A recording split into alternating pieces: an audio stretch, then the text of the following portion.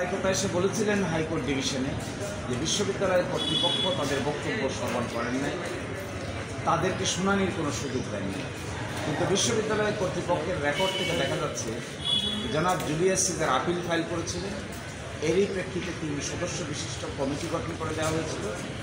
Committee তাদেরকে ডেকেছিল, তাদের সামনে বক্তব্য উপস্থাপন করেছে এবং সকল ফ্যাক্ট ফাইন্ডিং কমিটির রিপোর্ট অনুযায়ী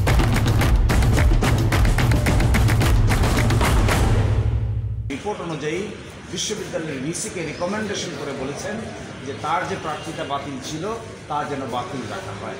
এই রিকমেন্ডেশনের ভিত্তিতে বিশ্ববিদ্যালয়ের ভিসি অর্থাৎ ডাকসুর যিনি প্রেসিডেন্ট, তিনি এই রিকমেন্ডেশনের ভিত্তিতে তার প্রার্থিতা বাতিল বহাল রাখেন। এই আদেশটিকে চ্যালেঞ্জ করে তারা এখানে এসেছিলেন। তারা চেয়েছিলেন রুল তার প্রার্থিতা ফিরিয়ে দেওয়ার জন্য, তাকে ব্যালট পেপার দেওয়ার জন্য এবং ভিপি পদে নির্বাচন যেন স্টে করা হয়, সেই জন্য তারা চেয়েছিলেন।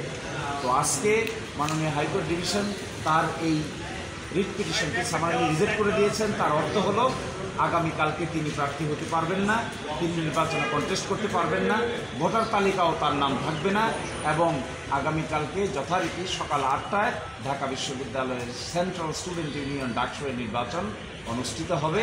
ইতোমধ্যে সকল প্রস্তুতি ঢাকা বিশ্ববিদ্যালয় সম্পন্ন করেছে। সিসিটিভি ক্যামেরা সহ এবং মনিটরে তাদের এই নির্বাচনের ফলাফল ঘোষণা এবং গণনা, ব্যালট পেপার গণনা সহ সব কিছুই দেখানোর উদ্যোগ নেওয়া হয়েছে 8টি সেন্টারে। আমরা আশা করি আগামীকালকে সকালবেলা 8টায় ঢাকা বিশ্ববিদ্যালয়ের ক্যাম্পাসে উৎসব মুখর পরিবেশে এই ভোট অনুষ্ঠিত হবে।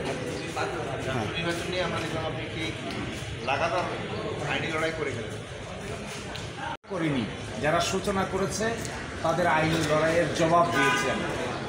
এবং যদি এই আইনি লড়াইটি সাকসেসফুলি করা না যেত আর ঢাকা বিশ্ববিদ্যালয়ের এই ডাকসু নির্বাচন অনেক দিন পরে যে আয়োজন করা হয়েছিল সেটি হয়তো আগামীকালকে অনুষ্ঠিত হতে পারত না।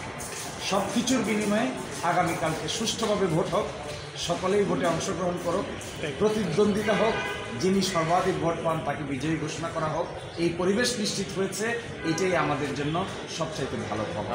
টার্নিং পয়েন্ট সেই দৌড়ায় হাতে রাখা ইয়েটা নিয়ে যাওয়া চেম্বার কোর্টে হাইকোর্টে চেষ্টা করতে, এটি আসলে একটু এক্সেপশনাল প্র্যাকটিস। আমরা যারা বিভিন্ন সময়ে বাংলাদেশের প্রকৃত যশা সিনিয়র আইনজীবীদের সঙ্গে কাজ করেছি, আমরা দেখেছি এগুলো করেছি। আমরা এগুলো কোথাও কোনো বইয়ে কিতাবে লেখা থাকে না, এগুলো হলো প্র্যাকটিস করতে করতে এই এক্সাম্পলগুলো। যেহেতু আইন পেশাটা একটা গুরুমারা বিদ্যা, এই গুরুমুখী বিদ্যা অনেক সময় সিনিয়রদের কাছ থেকে শিখতে হয়। আমরা এটাও দেখেছি আমাদের সুপ্রিম কোর্টের একজন অনারেবল জাজ ইন চেম্বার লুঙ্গি পরে বাসায় বসে থাকা অবস্থায় আদেশ দিয়েছে। আমরা এটাও দেখেছি হাইকোর্ট ডিভিশনের আদেশ বাসায় গিয়ে রাত 12টার সময় কোনো এক চেম্বার জাজের বিচারপতি সেটিকে স্টে করেছেন। এগুলো দেখে আমরা বড় হয়েছি, এই জন্য আমাদের এই এক্সেপশনাল মনে হয় নাই। এটাই ছিল আমার পক্ষে করণীয়, আমরা সেটা করার চেষ্টা করি।